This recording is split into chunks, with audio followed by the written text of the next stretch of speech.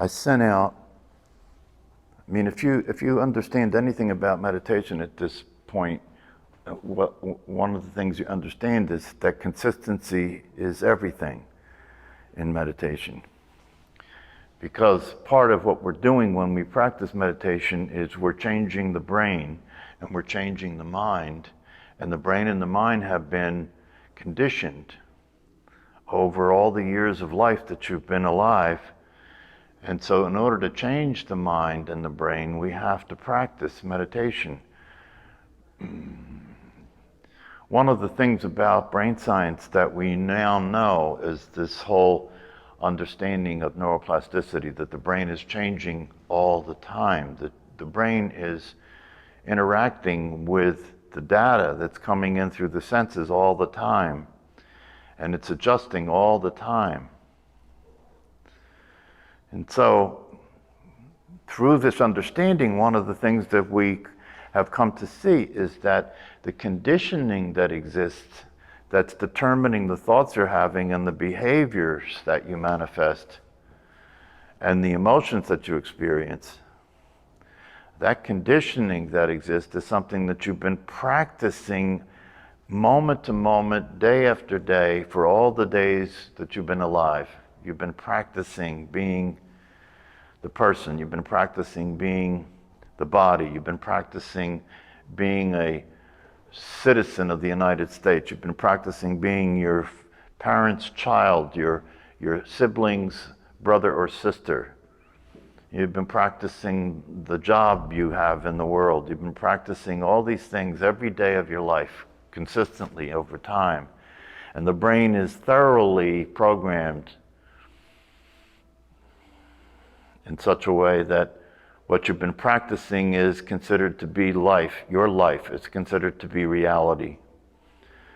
And if this is going to change, it's going to require a consistent practice of something different than that. It's going to require that you learn to pay attention, not have your attention taken, but that you learn to pay attention consistently under all circumstances.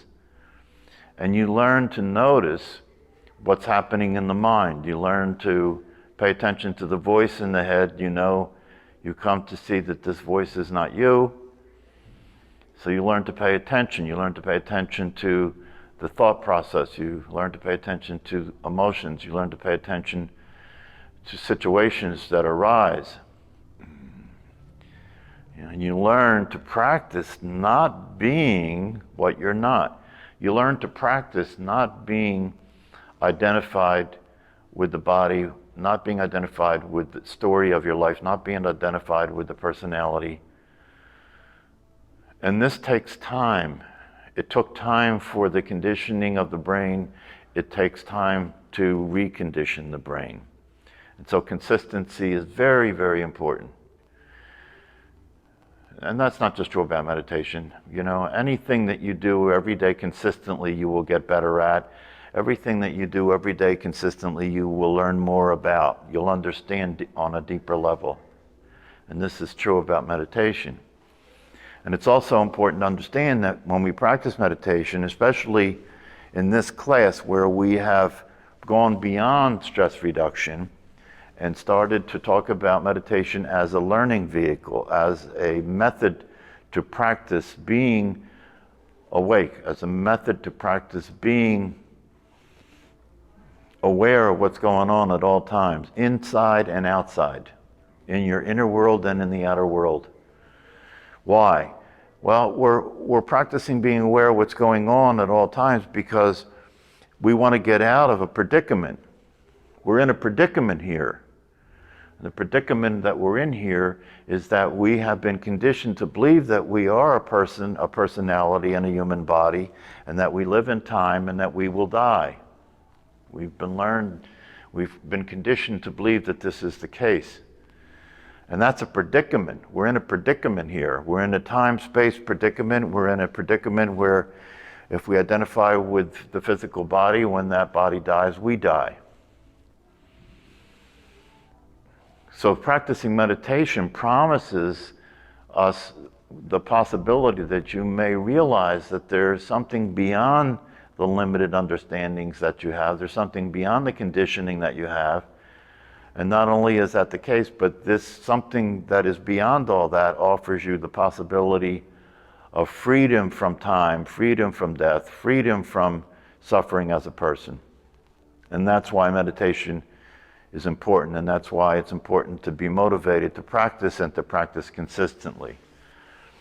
So, along those lines, obviously one of the things that I have said to you here in class, if you get the message, if you understand the importance of all this, and you simply come to the class on a regular basis, that'll be 3 times a week that you're practicing meditation. That'll be 3 times a week that you're getting the opportunity to hear the Dharma, what's called the Dharma, the truth, talks about the truth, so that you can put it together, the practice of meditation and the teaching, so that you can put it together. So that's 3 times a week. They have the opportunity here. And I sent a link out not that long ago to the Zen Center in Ithaca, New York, where I spent some time, and I know the Zen master there. And on Sunday mornings, they offer a talk at 10:30. And I sent a link to this out on the email list, right? So on Sunday mornings after this class, if you're interested in hearing a good Zen teacher talk, you can click on that link. It's a Zoom meeting, and if you click on that link, it takes you right into the Zendo at the Zen Center on Sunday morning up in Ithaca, and they do a Zen a meditation practice, and then there's a talk, and that's every Sunday morning at 10 o'clock for about a half an hour. So there's that, and if you click into that site earlier at like 8:30, I think you can do meditation practice with them before the talk.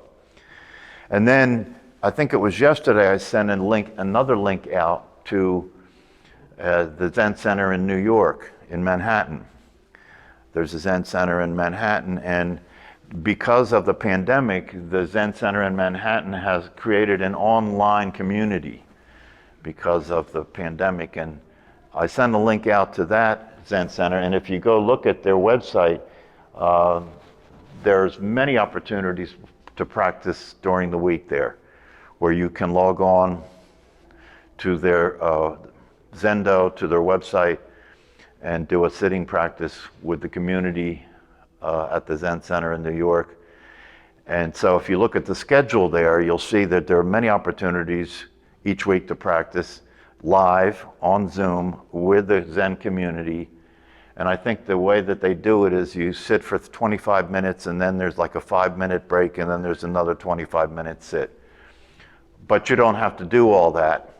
One of the good things about doing a meditation practice on Zoom is that you can turn your camera off. They can't necessarily see you if you choose to do that. Or you may choose not to sit both sessions. After the first 25 minutes, you could leave.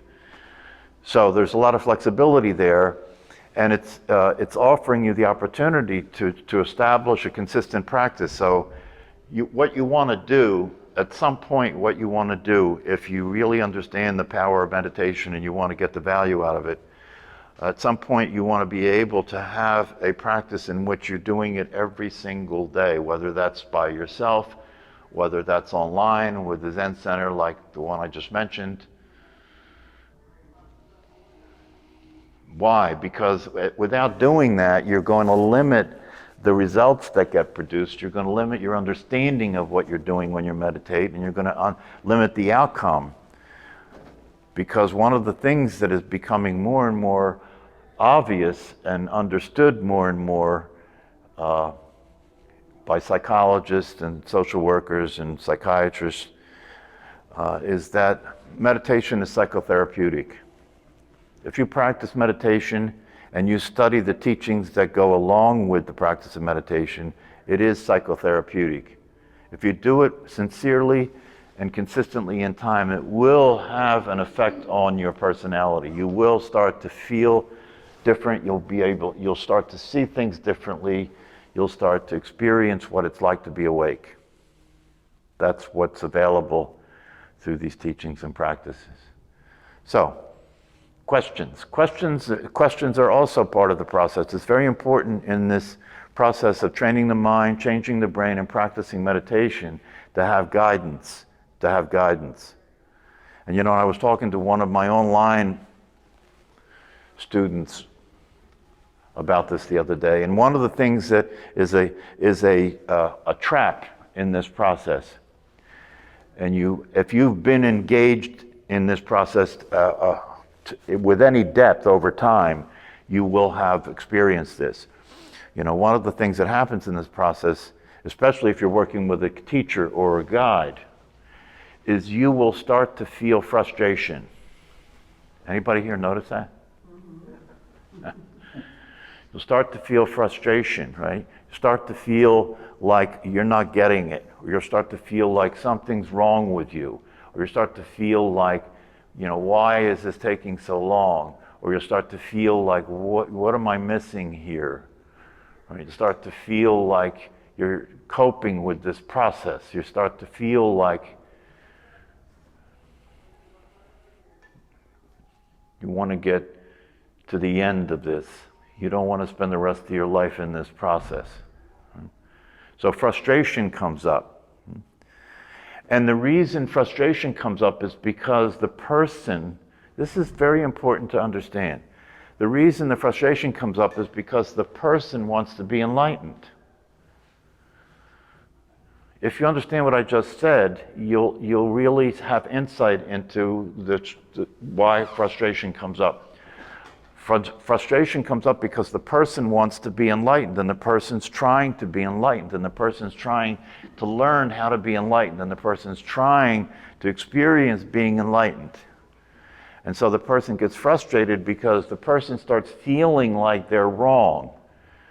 The person starts feeling like when you interact with the teacher, that you're being made wrong, that you're being told, no, you keep getting it wrong, you're getting it wrong, you're getting it wrong. This is what the personality hears. Because we've all been subjected to a school system in which getting it right was the goal, right? We all went through a school system where getting it right was what it was all about, and not getting it wrong. And so when you were a kid, if you raised your hand and you gave the answer, the teacher would say that's the wrong answer, rather than saying that's not an accurate answer. You understand? We grew up in a culture, in a society that judged us for our performance, didn't we? Yeah. So then you sit here as a person, and you can't help but be the same way, because the brain says, oh, this is an educational experience. This is a class. Therefore, it's another opportunity for me to get it right. So you keep trying to get it right. You keep asking questions intending to get it right, or you keep making comments with the hope that what you're saying will be accepted and rewarded because you're a good person, because you got it right. So this frustration is a major obstacle to the realization of the true self. This frustration is a major obstacle. And the reason it exists, as I said before, is because when you begin this process to wake up through practicing meditation and through learning about these things, you're beginning it as a person. You're beginning it as a completely hypnotized brain. You're beginning it having lived a life as a person, having lived a life in which you identified yourself as a physical body. Therefore, the only possible way you can relate to these teachings is as a person. Isn't that obvious? The only way you can relate to these teachings is as a person. Therefore, as a person, you will attempt to be awake. As a person, you will attempt to be enlightened. As a person, you will attempt to see things clearly, to have the experience of what is pointed to by these teachings and these teachers. And you will fail, and you will keep failing at that. Does anybody know why? Person doesn't exist. Okay, good. So at least you have the information. Okay. See, if you've been coming to the class for a while, it would be hard not to have that information at this point, wouldn't it? Because I've hammered that every way that I know to hammer it, right? That the person doesn't exist. Is anybody unclear about that? Does anybody here believe that the person actually exists? Who is finding it difficult not to identify with the body? When she was just speaking, who was speaking? The person. The person was speaking.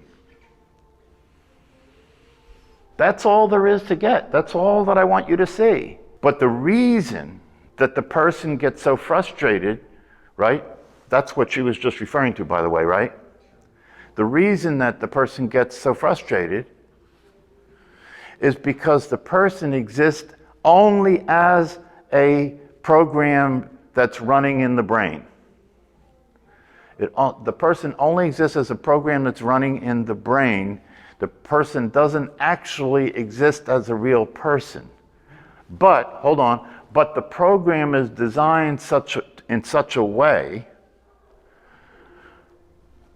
that the I that speaks will be the same I that the person, the I that speaks will be the same I that is being generated by the thinking of the person. The I that speaks is the same I that's being generated by the thinking of the person. Right? And so the person will speak from that point of view of the person. And that person will speak from a frustrated position about all this, right? But the reality of it is that point of view and that person does not exist. That's why there's frustration. The person is trying to exist. The person is trying to experience, here's what it is. The person is trying to experience its existence. See, what happens in this process is you learn, even if you only learn it conceptually, you learn these concepts like you're not really a body and you're not really a person. You learn that, right? But the person will continue to attempt to maintain its existence, and it will do that, right, by insisting that there's something that it's missing, something that you're not giving it, something that it's not doing, something that it's not practicing, right, in this process of becoming aware and awake. And so it'll continue to try and figure it out. It'll continue to try and do more. It'll continue to try and,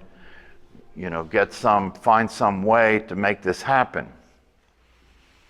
And so when you study this and when you study how this goes down for people, one of the things that you see is it's out of the utter frustration and despair of the person that at some point the house of cards falls. Through the frustration and utter despair of the person, at some point the house of cards falls, and it becomes evident all at once, usually for people, this is the experience, becomes evident all at once that who you actually are is not the person. Who you actually are is the awareness of what's happening. And there is no person, actually. There is actually no person. Now, since that's the case, and here's where it gets a little bit complicated, right? Since that's the case, is there anything that you need to do to realize the truth? No, you're already the truth. Yeah, if you see that to be so, all you have to do is to see it for what it is. If there's no person, all you have to do is see it for what it is. You don't have to change anything. If you come upon a image of water in the desert, a mirage, when you get close enough to what you thought was water and you see there's no water, does anything have to change?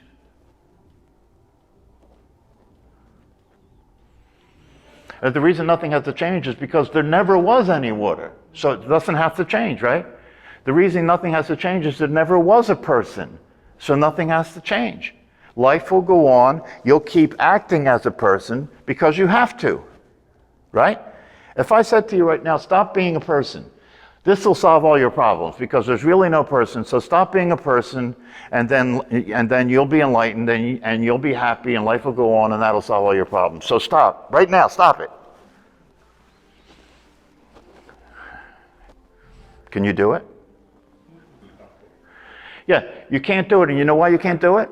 No, the reason you can't do it is because if I say stop being the person, right? How do you be? What do you do next? That's right, you don't know what to do you? If I say stop being a person, what do you do next? It's the same thing as when we talk about free will, right? If I tell you you actually don't have free will, the reason that freaks you out, right, is because if it's true you don't have free will, then the thing that comes up next for you is, well, then what do I do? Right?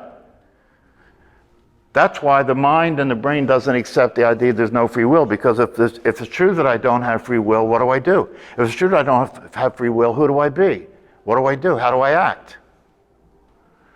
It's the same thing, you know, whether we're talking about free will.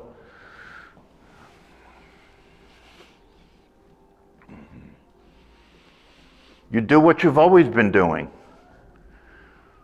You continue to do what you've always been doing, because the process of transformation, the process of enlightenment is not about change. It's about simply seeing things as they are. That's all. It's just about seeing things as they are. Seeing that what's not real is not real. Right? If you see that what's not real is not real, you won't keep relating to it as if it's real, will you? No, you won't. That's enlightenment. That's all. It goes back to that summary statement that's in the beginning of the Course in Miracles for you. A little something for you today. She's into the Course in Miracles. But that statement that's a summary statement in the beginning of the Course in Miracles is worthwhile contemplating, because it is the whole Course in Miracles in one statement, right? And the statement is very simple and direct, and it says, what is real cannot be threatened. What is real cannot be threatened. Find out what that means. Find out what is real and why it is that it can't be threatened. Find that out. And then it says what is unreal doesn't exist. So if you see that the personality is unreal and it doesn't exist, can the personality that is unreal and doesn't exist be threatened? No, it can't be, can it? Unless you believe that it's real, and you do. Right? So if you look at it in terms of just examining it, inquiring into it, can something that doesn't exist be threatened? Well, obviously the answer is no, right? The problem with that is you believe it is real, and therefore you believe it can be threatened, and that's the story of your life. Isn't it? Yeah. So what is real cannot be threatened. What is unreal doesn't exist, and therefore it can't be threatened. And then the third part of the statement is, therein lies the peace that passeth understanding. Therein lies peace.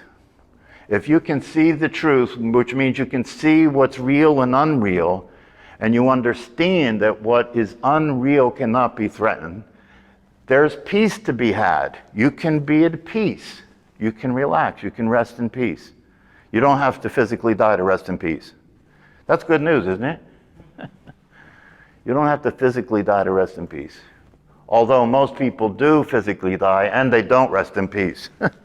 The idea of giving up the belief that you're a doer is a very confronting thing to deal with. Could give up the belief that you're the doer, and the reason it's confusing is because doing is happening, isn't it?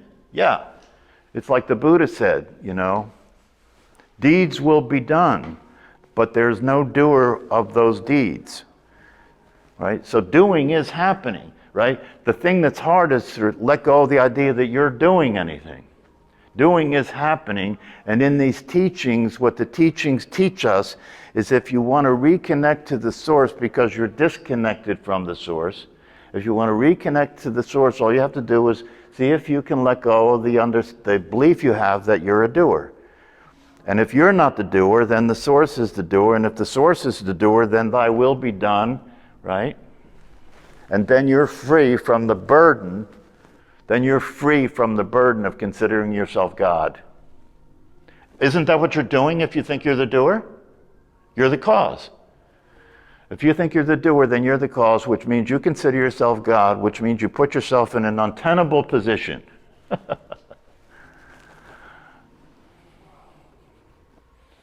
Because now you've entered the world of sin. Yeah. And what have I been saying all the class today?